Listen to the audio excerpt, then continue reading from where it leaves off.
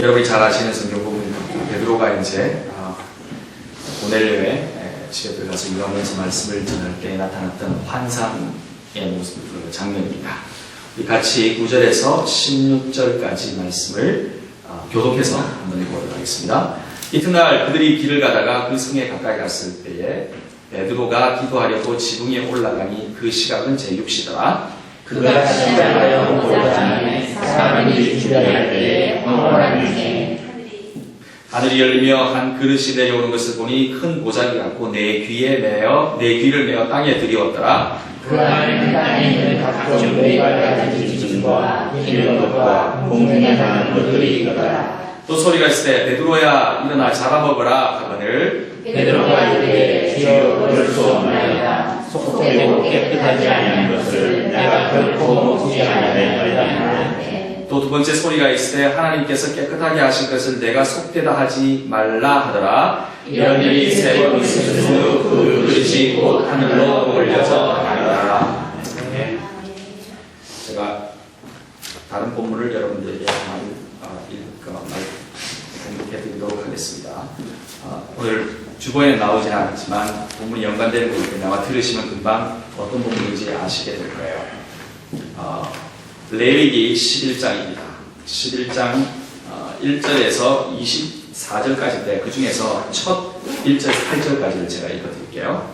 여호와께서 모세와 아론에게 말씀하여 이르시되 이스라엘 자손에게 말하이르라. 육지의 모든 짐승 중 너희가 먹을 만한 생물은 이것이니 이러하니 모든 짐승 중 굽이 갈라져 쪽발이 되고 새김질하는 것은 너희가 못해.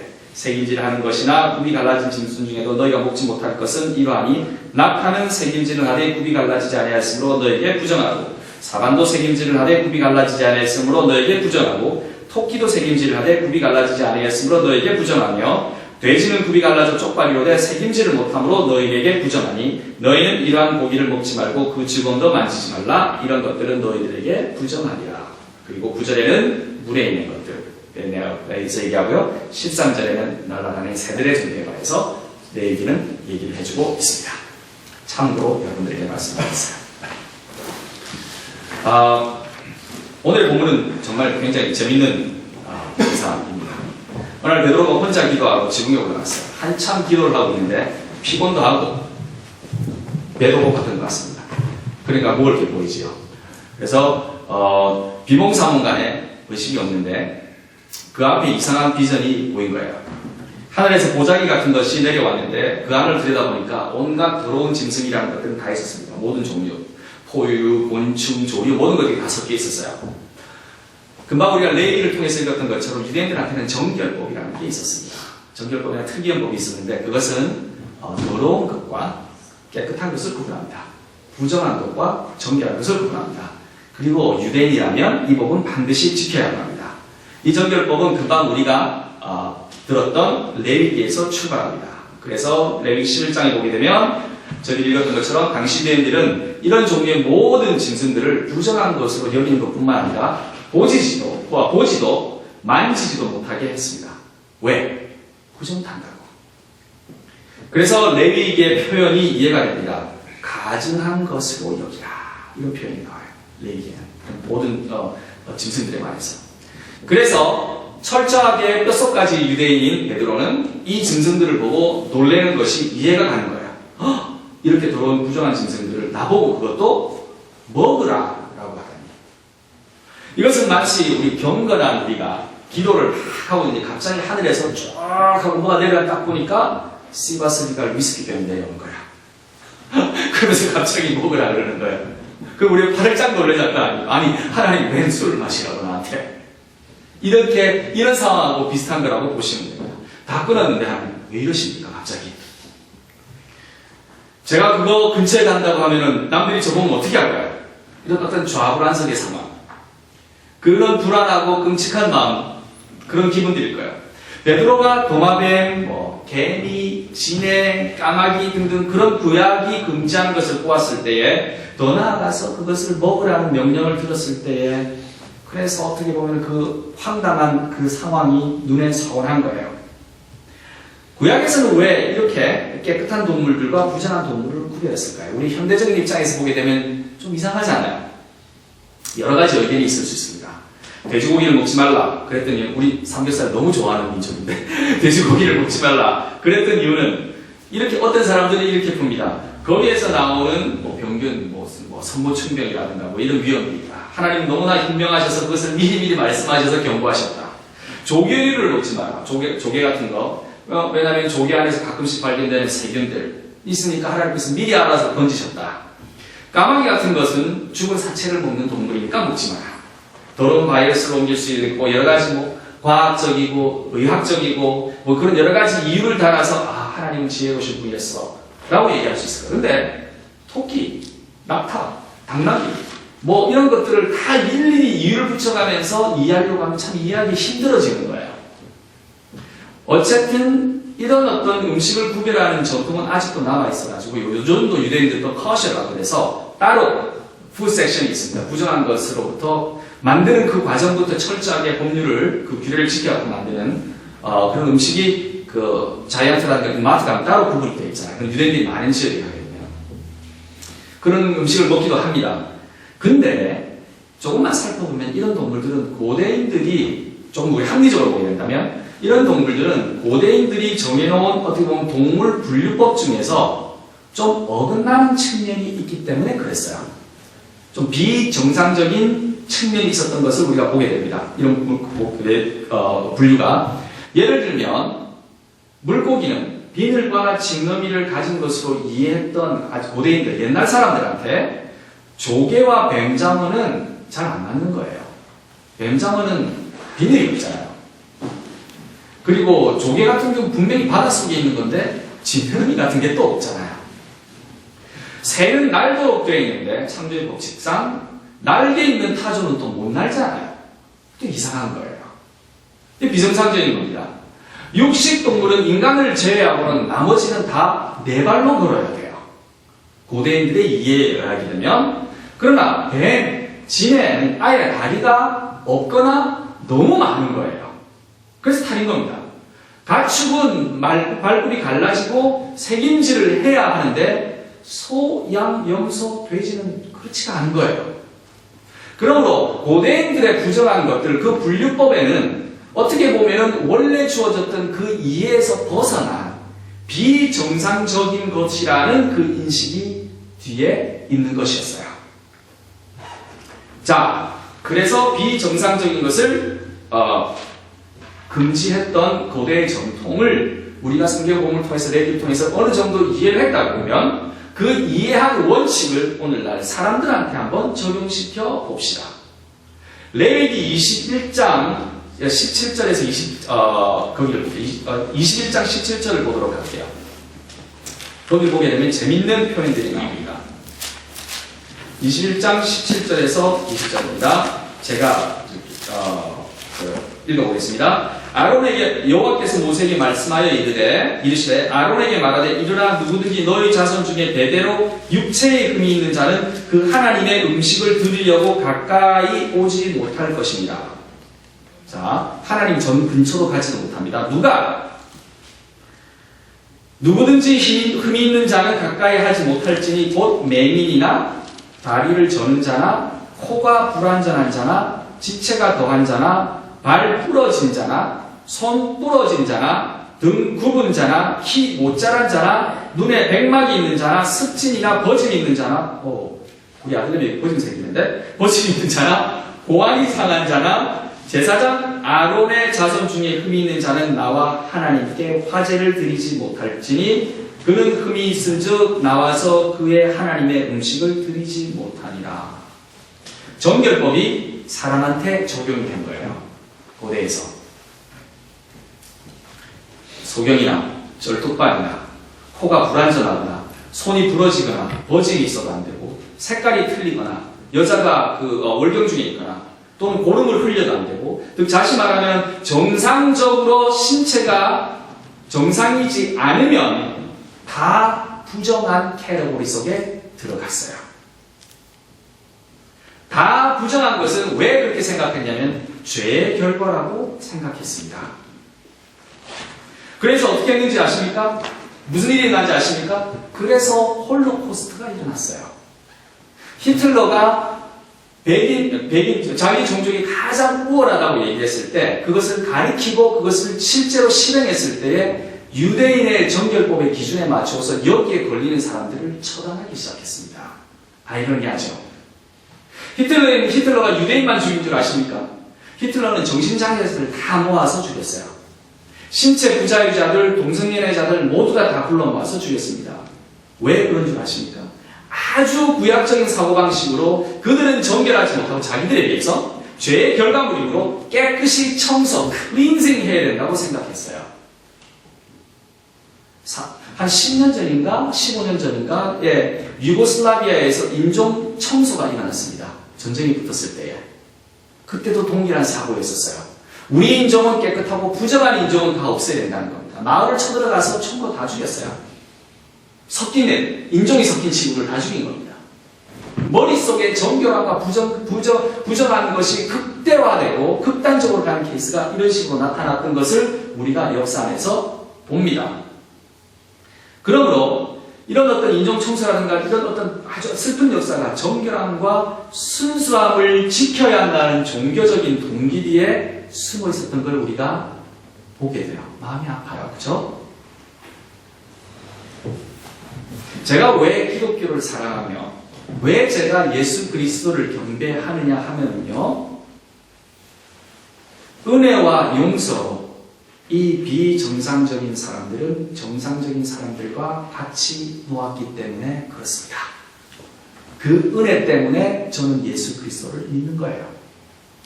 오히려 이 비정상적인 사람의 위치를 정상적인 사람의 위치보다 더 높게 올리셔서 더 사랑하시기 때문에 저는 그리스도와 하나님을 경배합니다. 인간이 가진 정결과 비정결함의 논리 완전히 뒤집어 엎어버리시는 그 하나님, 오늘의 본문이 그 본문입니다. 정결하지 않은 것을 내려오게끔 해서 목소리가 들립니다. 먹으라고요. 때는 어느 때냐고요? 유대인이 아닌 고넬료를 방문하는 시기였었어요. 이방인을 방문하는 시기였어요. 베드로는 뼛속까지 유대인이었다고 말씀드렸습니다. 마음의 갈등이 있었던 거죠. 내가 이방인을 만나야 되나? 내가 이방인을 접촉을 해야 되나? 정결하지 못한 사람들인데, 근데 이런 환상이 보여지게 됩니다. 예수님이 복음을 전하실 당시에 예수 그리스도가 그토록 유대인들, 특히 바리새인들에게 스캔들이 된 것은 그분이 외치신 하나님의 나라에 대한 선포와 회개에 대한 촉구이기도 했겠지만, 예수님이 그토록 유대인들이 소중히 여기는 정결법을 깨는데 천명이 되셨기 때문에 그렇습니다. 예수님은 나가서 문둥병자를 만지셨어요. 그리고 고치셨지요. 혈리병이 걸린 여자와 대화를 하셨습니다. 더럽다고 하는 세리와 밥을 먹었습니다. 창녀인 여자가 예수님 앞에 나와서 마지막으로 자기가 가졌던 모든 것을 깨고 다리를 씻게끔 그대로 두셨습니다. 유대인들이 끔찍하게도 싫어하는 행동을 서슴지 않고 오히려 의도적으로 하셨던 그 사건들이 유대인들이 목숨 걸고 지키려고 한 이 정결법을 깨는 거로 이해되었던 겁니다. 그래서 바리새인들과 지배자들은, 권력을 갖고 있던 사람들은 예수님을 증오할 수밖에 없었어요. 이거는 자기들의 기득권이 무너지는 사건들인 겁니다. 그래서 예수님은 공적이 되셨죠. 예수님은 누가복음 14장 13절에는 어떻게 나와 있냐면 이렇게 표현합니다. 오늘 성경을 좀 읽게 되네요. 누가복음 14장 13절 한번 볼까요? 제가 읽어드릴게요. 예수님께서 이제 잔치에 초청하는 이런 비유로 말씀을 하시는데 14장 13절은 이렇게 얘기를 합니다.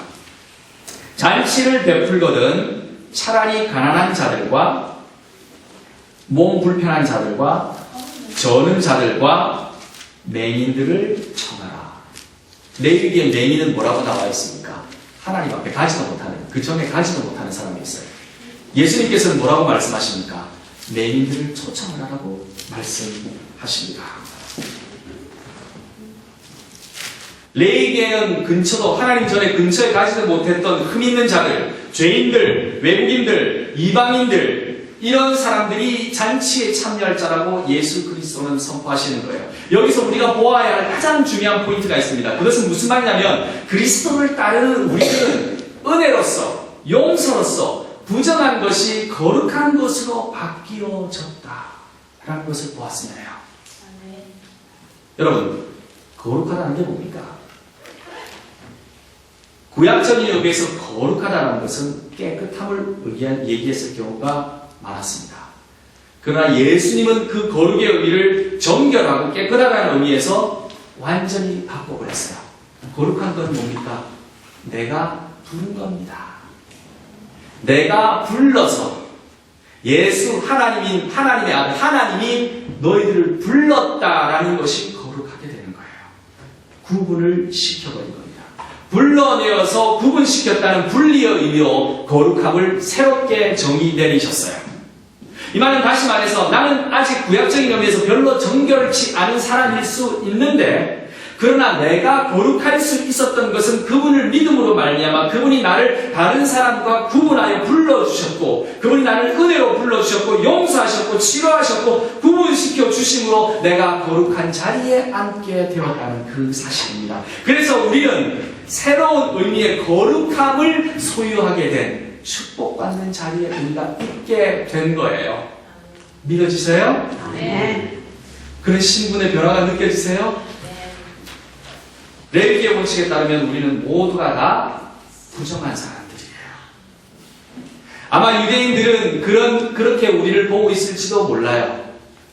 우리와 함께 사는 이 많은 사람들, 아마 우리를 그렇게 보는 사람들, 유대인 같은 사람들 주변에 많이 있을 텐데 그런 사람들과 같이 섞여 있으면서 우리가 얼마나 많은 욕을 먹을지도 모르겠어요. 부정한 사람들이기 때문에. 그러나 우리는 이렇게 일렉티드 된 사람들이라는 겁니다. 우리는 어쨌든지 간에 구약에 따르면 부정한 사람들일 거예요. 죄인이라는 얘기입니다. 이사야서 64장 6절. 저는 이 표현 보면서 저는 정말 쓰러졌는데 우리를 어떻게 부르시냐면요. 64장 6절입니다. 무릇 우리는 다 부정한 자 같아서 우리의 의는 다 더러운 옷 같으며 우리는 다 잎사귀같이 시들므로 우리의 죄악이 바람같이 우리를 몰아다니다. 우리는 다 부정한 자 같아서 우리의 의는 다 더러운 옷 같으며 이런 표현이 나와요. 이게 무슨 말인지 아십니까? 여기서 더러운 옷이라는 표현, 우리는 더러운 옷과 같은 사람들이라고 표현하고 있습니다. 여기서 이게 더러운 옷이 무슨 말인지 아십니까? 그 원본에 따르면요, 좀 더 점잖은 표현으로 하게 되면요, 본격적으로 본문이 전한 의미를 그대로 전하게 되면 더러운 속옷과 같은 사람이라는 뜻이에요. 삘이 잘 안 오세요? 제가 삘이 오게끔 만들어 드릴까요? 현대적인 감각으로 제가 얘기할게요. 성경은 우리를 너무나 적나라하게 표현하는데 우리는 때 묻은 반츠 같은 사람들이라는 겁니다. 그런 죄인이라는 거예요. 네, 맞습니다. 우리는 그런 사람들이에요. 그러나 그리스도 안에서 정결의 의미는, 이런 의미는 사라지고 새롭게 되었습니다. 때묻은 반쯤은 어떻습니까? 그러나 우리가 그리스도의 용서로 말미암아 이제 거룩하게 된 겁니다. 예수님의 초청에 의해 그 자리에 선택되어져 그 잔치의 초대함으로 말미암아 이제 이 누가복음 천국 잔치의 내용이 이해가 되십니까? 예수님께서 맹인을 부르시고 쩌는 바리를 부르시고 그리고 우리를 부르셨다는 그 의미가 이해가 되어지십니까? 너무나 감격스러운 거예요. 때무슨 반츠 같은 존재인 우리를 그 자리에 부르셨던 것, 부정의 괴수 같은 우리를 그 자리에 부르셨던 예수 그리스도. 비록 우리는 죄인이었으나 초청받았으므로 거룩하게 된 우리들, 감사할 그 이유가 너무나 충분합니다. 저는 교회를 그래서 가끔씩 생각해 봅니다. 그렇다면 우리의 교회는 어떤 곳이 되어야 되나? 제가 교회의 정의를 한번 새롭게 내려보겠습니다. 생명나무 교회에 대한 정의를 한번 새롭게 내려볼게요. 교회는요, 죄인이 죄인을 환영하는 곳이에요. 의인이 죄인을 환영하는 곳이며 의인이 죄인을 가르치는 곳이 아니라 죄인이 죄인을 환영하는 곳입니다. 우리는요, 서로 다 막차 탄 사람들이에요. 일 끝나기 1시간 전에 일자리 얻어가지고 생각 이상의 급료를 받은 사람들이에요. 우리들은 예수님이 처음 아침부터 불러갖고 급료를 더 많이 받아야 되는 사람들이라고 생각하시면 여러분 큰 오해십니다. 우리는 막차 탄 사람들이에요. 우리는 때 묻은 반치 같은 사람들이었어요. 그러나 다시 은혜로 용서와 거룩함을 입은 이제 사람들이 된 것입니다. 그러므로 우리가 마치 구약의 유대인들처럼 정죄하며 더러운 것과 깨끗한 것을 나누며 베드로처럼 더러운 것을 보았다고 화들짝 놀래기보다는 내가 죄인으로 용서받았고 초대받았으니 내가 죄인으로서 나와 비슷한 죄인을 기쁨으로 환영하며 용서하는 삶이 필요하게 되는 것입니다. 그러므로 용서는 나와 하나님을 새롭게 했을 뿐만 아니라 교회 안에서 이웃 간의 관계 안에서 그 관계를 새롭게 소생시키는, 새롭게 만드는 하나님의 성품에 참여하는 행위가 되는 거예요. 그래서 죄인이 죄인을 웰컴할 때 용서가 우리의 사랑의 표현이 되는 겁니다. 믿으십니까? 용서가 우리의 사랑의 표현입니다. 예수 그리스도가 우리의 때 묻은 것을 용서하시고 그 놀라운 자리에 우리를 이끄셨던 것처럼 우리가 우리의 이웃을 용서함으로 환영해서 같이 참여하는 그 자치, 생명나무 교회이고 이 예배인 겁니다. 제가 좋아하는 여성 신학자의 말을 함으로써 오늘의 말씀을 마무리를 한번 지어보겠습니다. 제가 좋아하는 사람 중에 도로티 데이라는 신학자가 있습니다. 이 사람이 용서에 관해서 이렇게 말을 했어요. 내가 가장 덜 사랑하는 사람에게 주는 사랑, 나는 그 사랑만큼만 하나님을 사랑하는 것이다. 무슨 말인지 이해되십니까? 여러분이 정말 사랑하고 싶지 않은 사람한테 사랑을 주는 요만큼이 내가 하나님을 사랑하는 양이라는 겁니다. 내가 정말 덜 사랑하고 사랑하고 싶지 않은 사람한테 사랑을 이만큼 주게 되면요, 그게 내가 하나님을 이만큼 사랑한다는 뜻입니다. 용서가 없었으면 우리가 거룩하게 되지 못했던 것처럼 용서가 없으면 우리가 하나님을 사랑하는 사람들이라고 우리를 스스로 부를 수가 없는 것입니다. 저는 생명나무 교회가 용서와 사랑과 잔치와 축제와 부정하고 더러운 죄인의 자리에서 거룩함으로 구별진 그 그리스도의 은혜에 감격하면서 매일매일 살아가며 찬양하는 그 아름답고 거룩한 공동체가 되기를 주님의 이름으로 축원하며 기도합니다. 아멘.